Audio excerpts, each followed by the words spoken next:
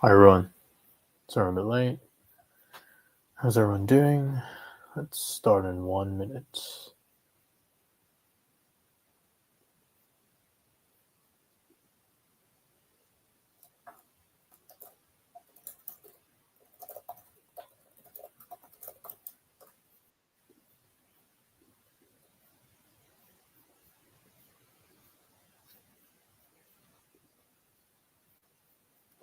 Alright, let's get started. Feel free to start asking questions. I also have a couple of things that I want to cover as well, but feel free to start asking questions. Anyone have questions?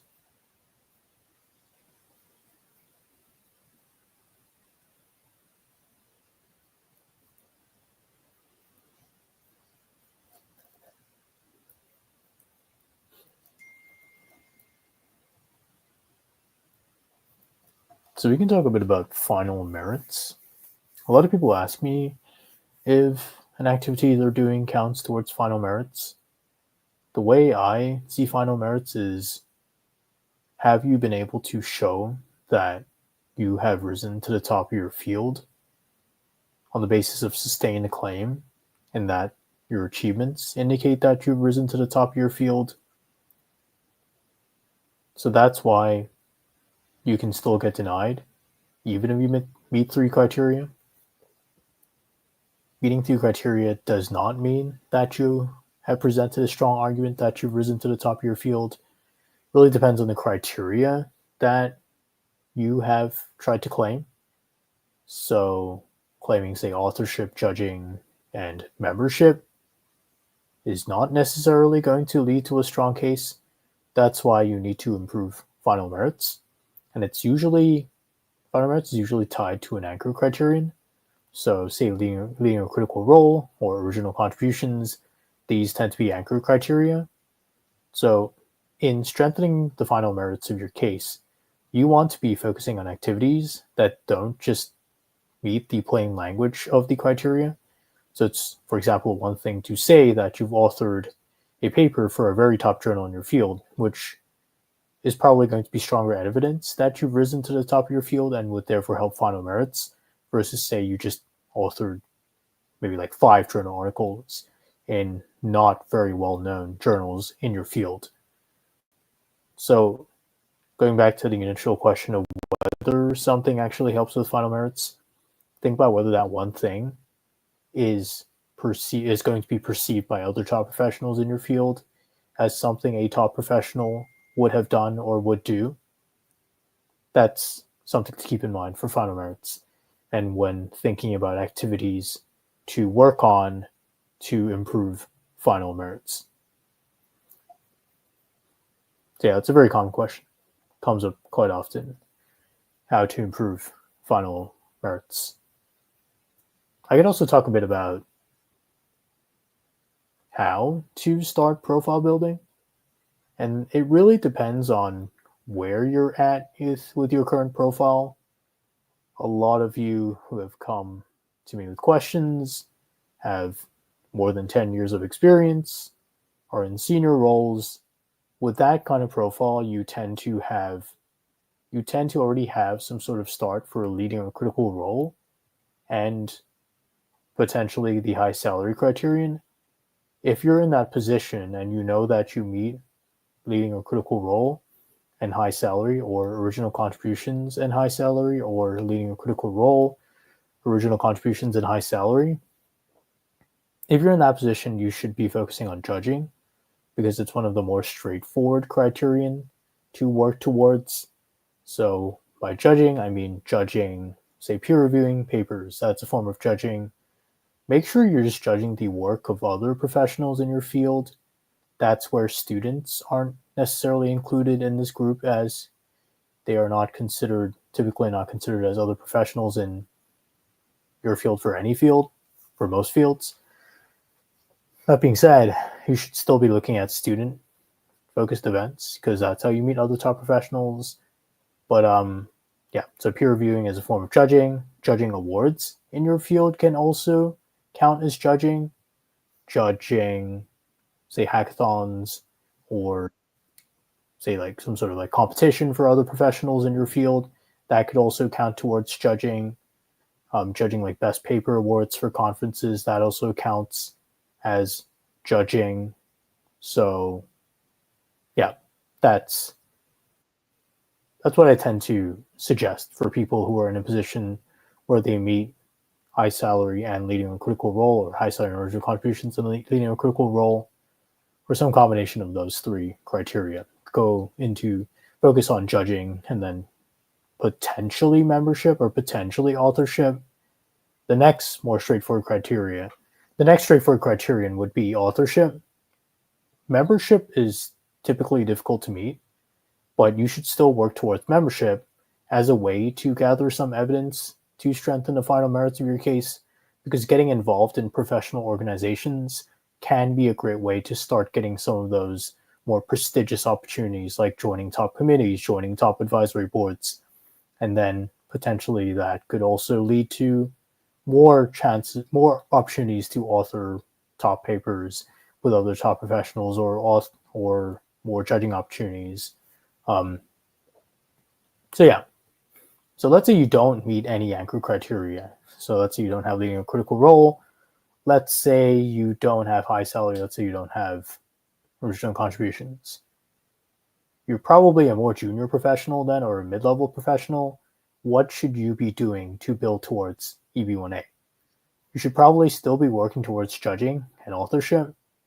Just realize that without an anchor criterion, it's going to be quite difficult for you to show strong final merits, but you can still work towards the other criteria, like judging. At least meet them on a plain language level. So you don't have to judge like the most well-known industry awards in your field, or the top papers that are published in your field. You don't have to do that. You can just judge some awards that are somewhat known, or judge or peer review some papers. That can at least help you meet judging at a plain language level, but you'll still want to eventually show that you can meet at least one anchor criterion, at least meet leading a critical role or original contributions. But in the meantime, you can definitely work towards judging and potentially even authorship as well. Again, try to meet authorship at a plain language level, which really means you're just doing activities that typically would count towards authorship, which is publishing in, say, peer-reviewed journals. It doesn't have to be the top journal. It could be just like a somewhat well-known journal. That would count as an example of meeting the criterion at a plain language level. So those are just a couple of topics I wanted to cover. If anyone has any questions, feel free to ask them in the comments in the chat. Anyone have questions?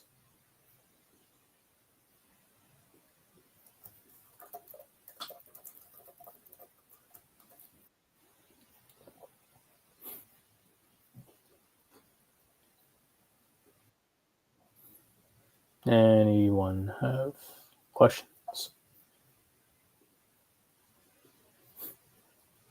So if no one has questions, I can also briefly go through my newsletter resources. So right now for the newsletter, I've been mostly focused on my private group, but just to show you some of the resources, this is my profile building opportunities database categorized by criteria. And as you can see at the bottom, multiple fields are covered as well. These just show starting points for you to get involved in your field.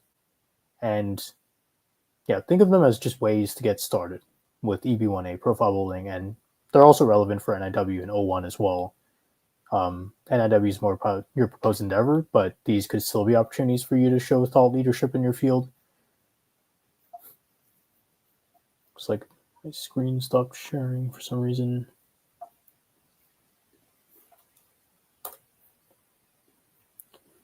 All right, going back to, so this is my profile building opportunities database, which you can get access to as part of my newsletter, which is $12 per month.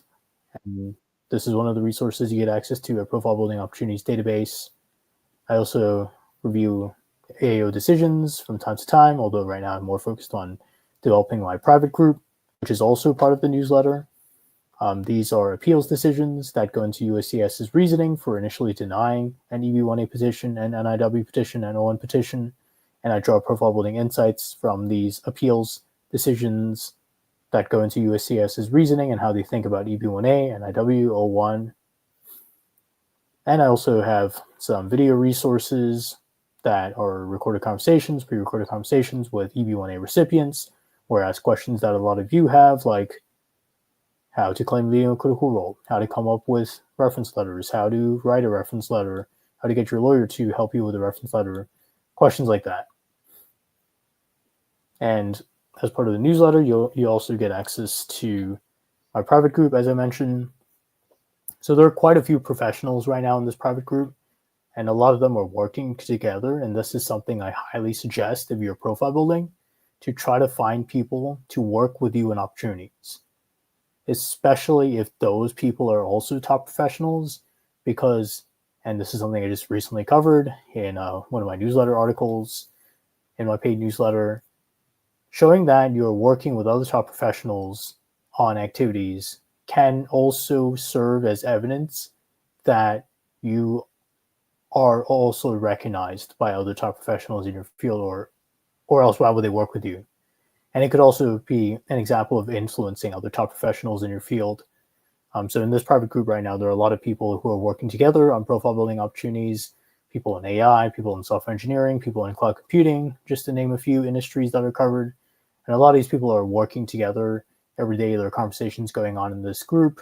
And that's just what keeps people moving forward and making progress towards EB-1A. And some people are also working towards NIW and O1 as well within my newsletter private group.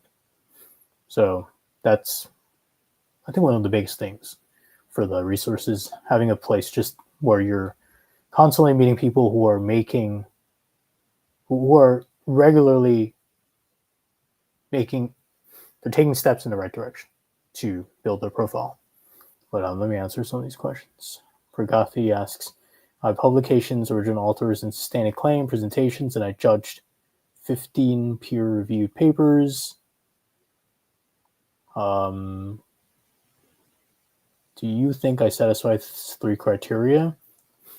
Probably not, because publications is authorship, I believe.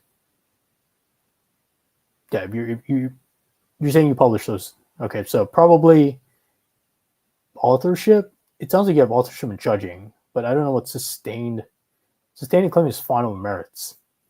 That's not really a criteria. Presentations aren't really even covered in the criteria. You're saying like speaking opportunities. It sounds like you possibly satisfy 2, but I would need more information. Could you tell me about the judging criteria again? So judging is about judging the work of others in your field. You have to be judging the work of other professionals in your field. That's why students don't typically count, because they're not considered as other professionals in your field. And judging could be peer reviewing papers. It could be judging industry awards.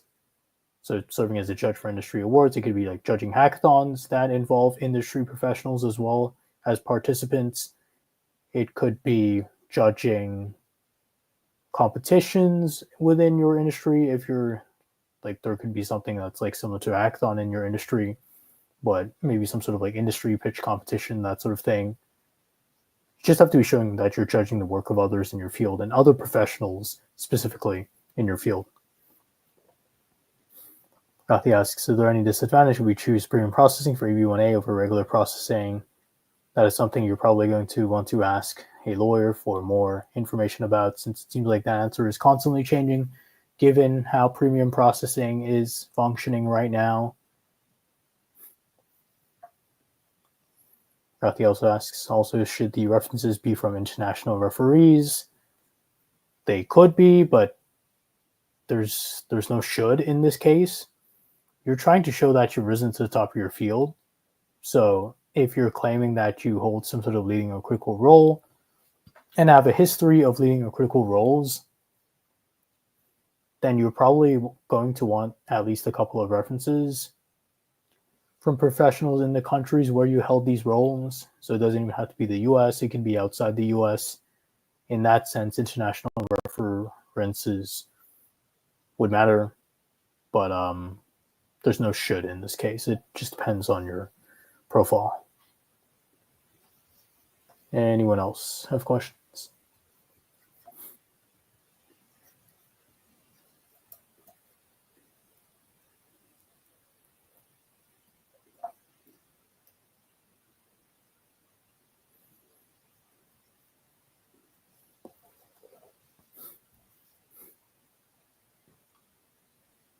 But yeah, Pragati, I don't know if you're trying to present an industry case or a research-focused case, but for research, you typically want to claim original contributions as an anchor criterion.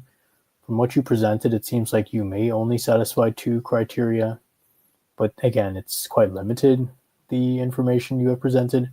At least at on a plain language level, you seem to satisfy authorship and judging, or at least have evidence for a strong start for judging and authorship. But again, you want to get that verified with a lawyer as well.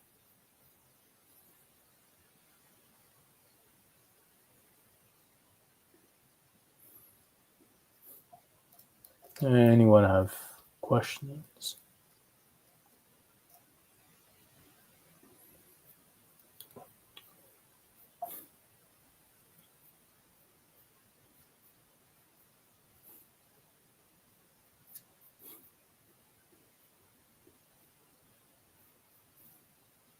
Any questions? Would conference papers count as authorship? Yes, they can count as authorship if there was some sort of peer review process involved for these papers. Yeah. Also, a lot of conference papers get eventually published, or sometimes get published in the journals attached to the conferences, or attached to the organizations that set up the conference. So, in that sense, yes. Anyone else have questions?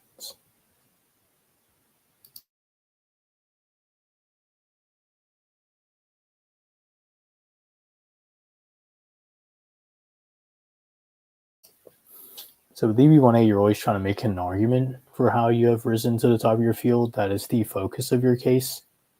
That is the argument you're trying to advance. That's why final merits matters so much. Final merits is really that argument, because you can have a bunch of papers, you can have a bunch of judge roles, but if none of those things show that you've risen to the top of their field, it just shows that you've done a bunch of papers, done a bunch of judging, then you won't have strong final merits. You won't really have a case. It'll just kind of fall apart on final merits, because the officer is going to look at your case and think, it looks like this person has just done a lot of judging and written some papers, but none of this as a whole indicates that they have risen to the very top of their field. In fact, you can show strong final merits without judging, without authorship, without like a giant list of like papers judged, or like, I think that's a common misconception, and it probably stems from a misunderstanding of what it means to build a profile. People think building a profile is about doing a lot of judging, writing a lot of papers, getting citations, but none of those things automatically show that you've risen to the top of your field. Sure, if you judged the most prestigious awards in your industry and have authored some of the top papers in your industry, then sure, then you could have strong final merits. But in that case, I would also argue that perhaps you have original contributions on the critical role as well.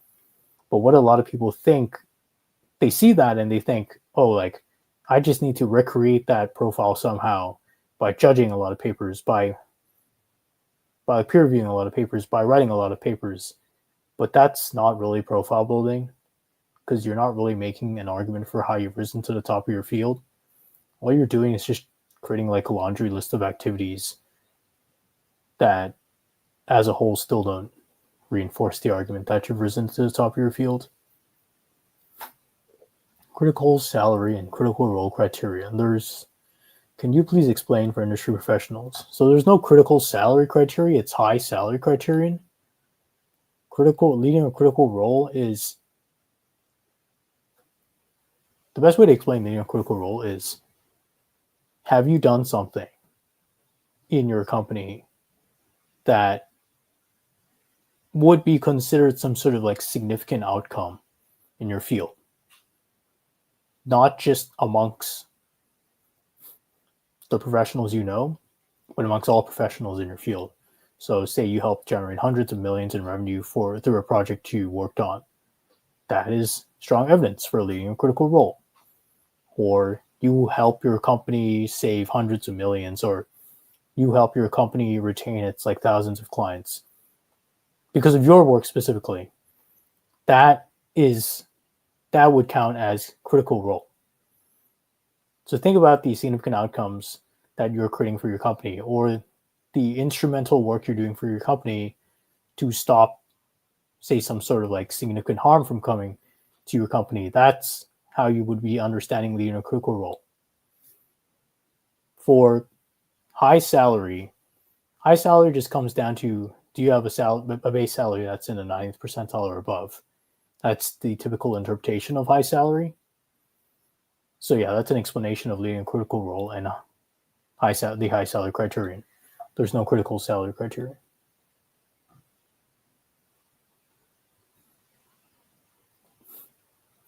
Anyone else have questions?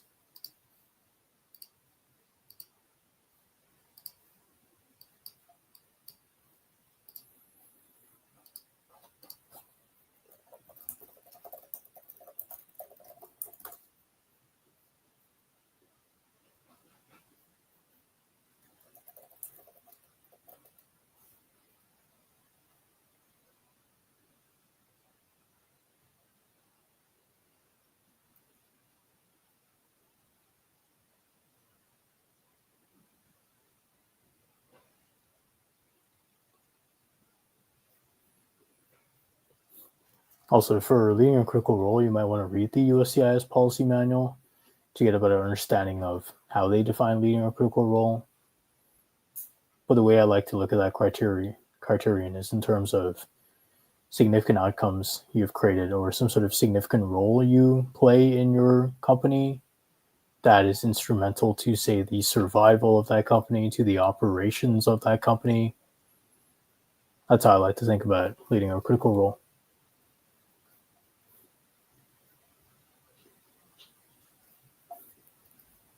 Anyone else have questions?